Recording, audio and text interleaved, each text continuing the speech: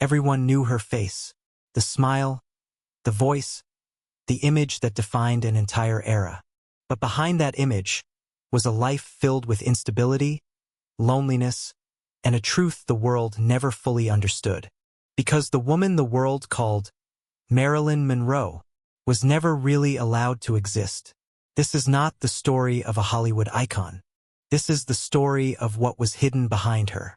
Long before the fame, before the cameras, before the name Marilyn Monroe even existed, there was Norma Jean, a child who never really had a place to call home. Born into instability, her life began with uncertainty. Her father was absent. Her mother struggled with mental health. And very quickly, everything fell apart. Norma Jean was placed into foster care, then another home, and another, at times, even an orphanage. For most children, home is where they feel safe. For her, it was something temporary, something that could disappear at any moment. And when you grow up like that, you learn something very early. Nothing stays. There are stories, documented, repeated in biographies, of moments where she experienced neglect, even abuse. Not always visible, not always spoken about, but enough to leave something behind. A kind of emotional imprint. She grew up learning how to adapt, how to smile when needed, how to be who people expected her to be, just to feel accepted. And maybe that's where it started. The ability to become someone else. At school, she wasn't seen as special. She wasn't the most talented. She wasn't the most confident. But there was something there. Something quiet. A need to be seen. Not for attention, but for validation. As she grew older, that need didn't disappear. It became stronger. Because when your childhood is built on instability, you don't just want success. You want certainty. You want something that doesn't disappear. At just 16, she made a decision that would change her life. She got married. Not out of love, but out of necessity. It was the only way to avoid going back to the system. And in that moment, her childhood ended. But what she didn't know was this. Everything she had gone through was slowly preparing her for something much bigger. Something the world would soon recognize. But at the time, she was still just Norma Jean, a girl trying to survive, in a world that had never really given her a chance. Everything changed the moment the world finally saw her. But not as Norma Jean. That version of her was slowly disappearing. During World War II, while working in a factory, Norma Jean was photographed as part of a military campaign. The images were meant to boost morale. But something unexpected happened. The camera noticed her. And more importantly, the industry did too. She began modeling. First, it was simple. Small shoots, basic assignments. Nothing that suggested what was coming. But there was something about her. Not just beauty. Something more controlled. More intentional. She understood the camera. She knew how to hold a gaze, how to pause, how to create a moment. And slowly, Norma Jean was being reshaped, rebranded, rewritten. She dyed her hair blonde, changed her name, and became Marilyn Monroe. But this wasn't just a name change. It was the creation of an image. Hollywood didn't just discover her. It designed her. The studios saw an opportunity, a persona that could capture attention instantly. The blonde bombshell, playful, innocent, desirable. It worked, and it worked fast. She signed with 20th Century Fox, started landing roles. At first, they were small, almost forgettable, but Marilyn wasn't. Because even in minor scenes, people noticed her, not just for how she looked, but for how she made people feel. There was a kind of vulnerability in her performances, a softness, something real beneath the performance. And that's what made her different. By the early 1950s, everything accelerated. Film after film, her presence grew. Gentlemen Prefer Blondes, How to Marry a Millionaire, The 7-Year Itch. Each role pushed her further into the spotlight. And with every success, the image became stronger, more defined, more powerful, but also more controlled. Because while the world saw Marilyn Monroe, confident, radiant, unforgettable, behind the scenes, Norma Jean was still there, watching, waiting, struggling to be taken seriously. She wanted more than just beauty, more than just attention. She wanted respect. She wanted to be seen as an actress, not just an image.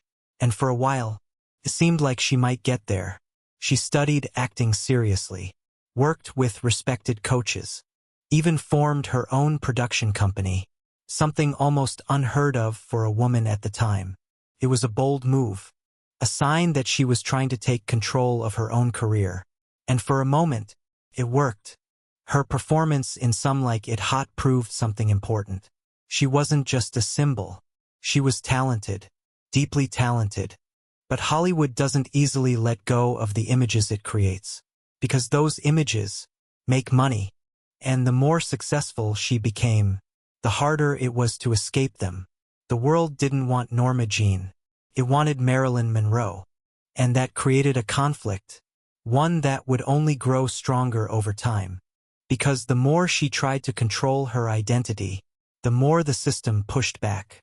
By the late 1950s, she had everything: fame, recognition, global influence. But something wasn't right, because success doesn't always mean freedom.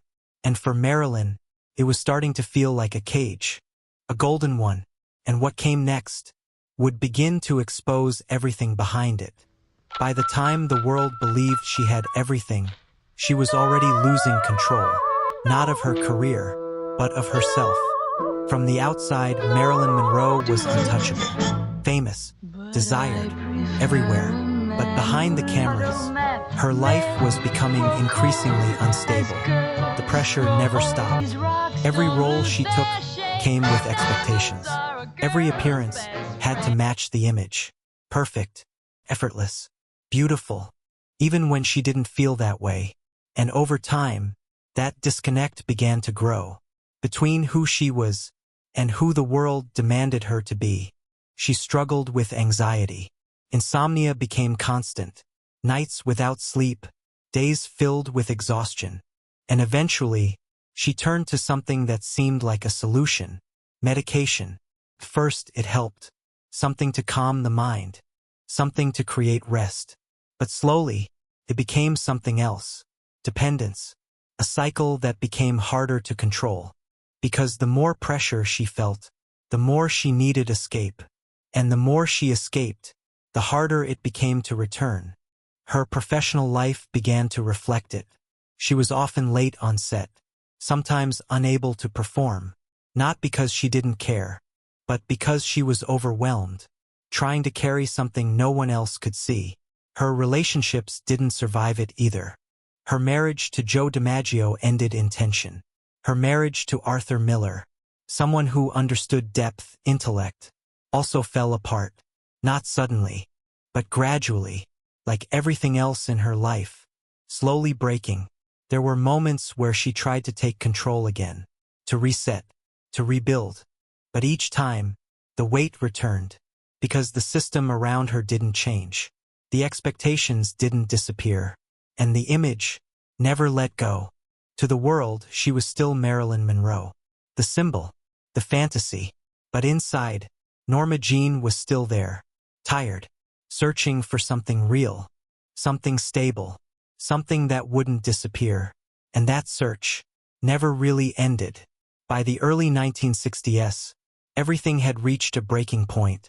Her behavior became more unpredictable, her health more fragile. The line between control and collapse began to blur, and those around her started to notice. But noticing isn't the same as understanding, because from the outside, it still looked like success, still looked like fame, still looked like everything people dream of. But the truth was, it was no longer sustainable, and what came next would turn that truth into something final. In August 1962, the world lost Marilyn Monroe. She was just 36 years old. The official report stated that she died from a barbiturate overdose. A probable suicide. That's the version history accepted. But like many stories that end too suddenly, questions remained, unanswered, unresolved. Some believed there was more to it. Rumors of political connections, speculations involving powerful figures. But none of it was ever proven. And maybe that's not the point, because focusing on how she died can sometimes make people forget how she lived. Marilyn Monroe was never just an image. She was a person who spent her entire life trying to be seen beyond that image, trying to be understood, trying to find something real in a world that kept turning her into something artificial. From a childhood without stability, to a life defined by expectations, to a success that never truly gave her peace. Her story was never simple, and maybe that's why it still matters. Because even today, people remember her face, but few understand her reality. And maybe the real tragedy isn't just how her story ended, but how much of it was never truly seen.